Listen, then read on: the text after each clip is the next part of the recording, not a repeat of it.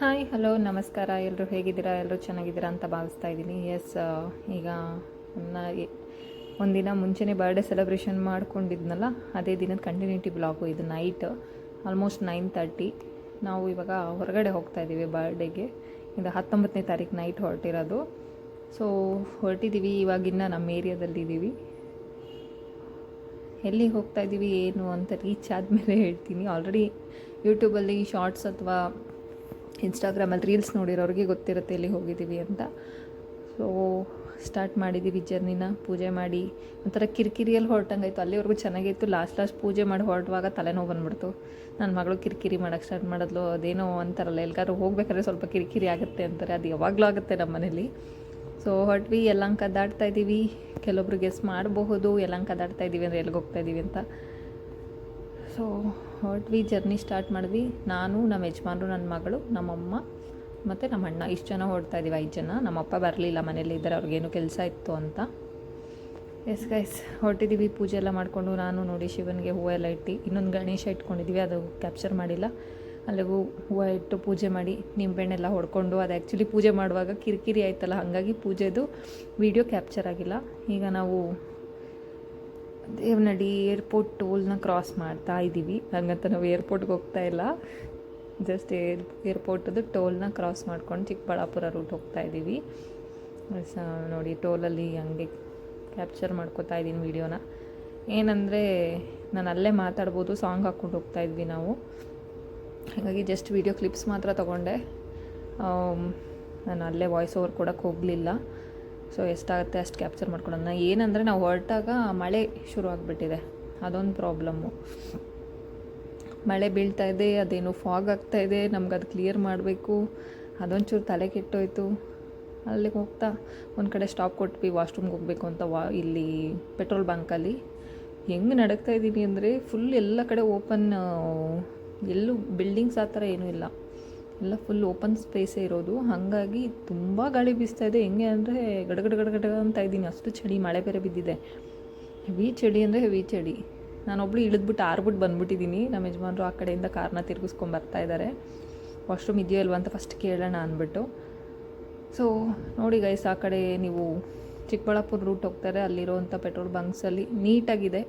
So ladies ಹೋಗ್ತಾ ಇರೋರು use ಮಾಡಬಹುದು ವಾಶ್ರೂಮ್ನ. ಕೆಲವೊಂದು ಕಡೆ ಅಷ್ಟು ನೀಟ್ ಇರಲ್ಲ. ಸೊ ಹಂಗಾಗಿ ಇದರಲ್ಲಿ ಸೇಫ್ಟಿ ಕೂಡ ಇತ್ತು, ಮತ್ತು ವಾಶ್ರೂಮ್ ಕೂಡ ತುಂಬ ದೊಡ್ಡದಾಗಿತ್ತು, ಆರಾಮ್ಸೆ ಯೂಸ್ ಮಾಡ್ಬೋದು ಲೇಡೀಸ್. ಇಲ್ಲಿಂದ ಹೋಗ್ತಾ ಇದ್ದೀವಿ ಗೈಸ್. ಅಯ್ಯೋ, ಇದು ರೋಡಂತೂ ಬೇಡಾಕತ್ತೆ. ಸಣ್ಣ ರೋಡು, ಸಿಕ್ಕಾಪಟ್ಟೆ ಹಳ್ಳಗಳು, ನೈಟಲ್ಲಿ ಕಾಣಿಸ್ತಾ ಇಲ್ಲ. ಹೋಲ್ ನೈಟ್ ನಿದ್ದೆ ಮಾಡಿಲ್ಲ ಗೈಸ್. ನಾನು ಶುಕ್ರವಾರ ಮಲಗಿ ಶನಿವಾರ ಬೆಳಗ್ಗೆ 7 ಗಂಟೆಗೆ ಎದ್ದಿರೋಳು.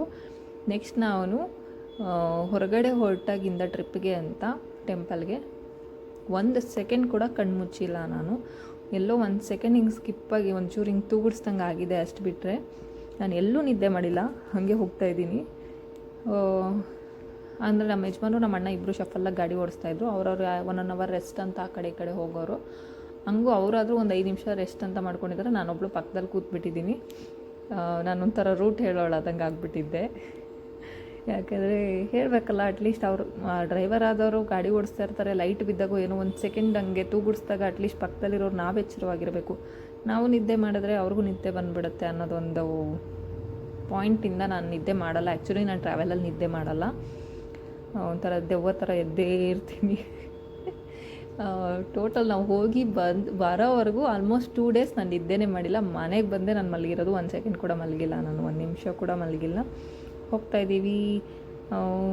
ತುಂಬ ಅಂದರೆ ತುಂಬ ಲಾರಿಗಳು. ಅಯ್ಯೋ ನೋಡಿ, ಟೈಮ್ ಇವಾಗ ಎಷ್ಟಿದು 5:43. ಆಲ್ಮೋಸ್ಟ್ ನಾವು ಎಲ್ಲಿಗೆ ಹೋಗಬೇಕು ಅಲ್ಲಿಗೆ ರೀಚ್ ಆಗ್ತಾಯಿದ್ದೀವಿ. ಹಂಗಾಗಿ ಟೈಮ್ನ ಕ್ಯಾಪ್ಚರ್ ಮಾಡ್ಕೊಳ್ತಾ ಇದ್ದೀನಿ, ಡೆಸ್ಟಿನೇಷನ್ನ. ಈಗ ಟೈಮ್ ಟು ರಿವೀಲ್. ನಾವು ಹೋಗ್ತಾ ಇರೋದು ಬಂದು, ಈ ರೋಡ್ ನೋಡಿದ್ರೆ ಯಾರ್ಯಾರಿಗೂ ಹೋಗಿರೋರಿಗೆ ಗೊತ್ತಾಗುತ್ತೆ. ಆಲ್ರೆಡಿ ಸನ್ರೈಸ್ ಆಗ್ತಾಯಿದೆ, ಅಂದರೆ ಮಳೆ ಇರೋದ್ರಿಂದ, ಮೋಡ ಇರೋದ್ರಿಂದ ಕ್ಲೌಡಿ ವೆದರೇ ಇದೆ. ಆಮೇಲೆ ತುಂಬ ಬಿಸಿಲಾಗೋಯ್ತು, ಒಂದು 8 ಗಂಟೆ ಮೇಲೆ. ಅಲ್ಲಿವರೆಗೂ ಏನು ಇಷ್ಟೊಂದು ಚಳಿ ಇದೆ ಅನ್ನೋ ಥರನೇ ಇತ್ತು ವೆದರು. ಈಗ ನಾನು ಗೂಗಲ್ ಮ್ಯಾಪಲ್ಲಿ ತೋರಿಸ್ತಾ ಇದ್ದೀನಿ ಎಲ್ಲಿ ಹೋಗ್ತಾ ಇರೋದು ಅಂತ. ನೋಡಿ, ಇದು ಯಾವುದೋ ಹೊಸ ರೂಟು ಗೈಸ್, ಚೆನ್ನಾಗಿದೆ.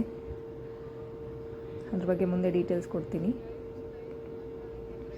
ನಾವು ಹೋಗ್ಬೇಕಾದ್ರೆ ಲಾಸ್ಟ್ ಟೈಮ್ ಹೋದಾಗ ಈ ರೂಟಲ್ಲಿ ಹೋಗಿರಲಿಲ್ಲ, ತುಂಬ ದಡ್ಕ ಬಡ್ಕ ಅಂದ್ಕೊಂಡು ಹೋಗಿದ್ದಾಯಿತು. ಈ ಸತಿ ಅಟ್ಲೀಸ್ಟ್ ಒಂದು ಹೊಸ ರೂಟ್ ಸಿಕ್ತಂಗೆ ಆಯಿತು ನಮಗೆ. ಬೆಳಿಗ್ಗೆ ಆಗ್ತಾ ನಾನು ಸನ್ರೈಸ್ ಆಗುತ್ತೆ ಅಂತ ಕ್ಯಾಪ್ಚರ್ ಮಾಡ್ತಾನೇ ಇದ್ದೀನಿ ವೀಡಿಯೋನ, ಯಾಕಂದರೆ ಆಲ್ಮೋಸ್ಟ್ ನಿಮಗೆ ತೋರಿಸ್ದಾಗೆ 5:43 ಐ ಥಿಂಕ್ 5:53 ಆಗಿತ್ತು. ಸನ್ರೈಸ್ ಆಗ್ಬೋದು, ಆದರೆ ಅದನ್ನೂ ಕ್ಯಾಪ್ಚರ್ ಮಾಡ್ಕೊಳ್ಳೋಣ ಅಂತ ನೋಡ್ತಾ ಇದ್ದೀನಿ. ಸೊ ಆಗಲಿಲ್ಲ, ಹಂಗಾಗಿ ಕ್ಯಾಪ್ಚರ್ ಮಾಡಲಿಲ್ಲ.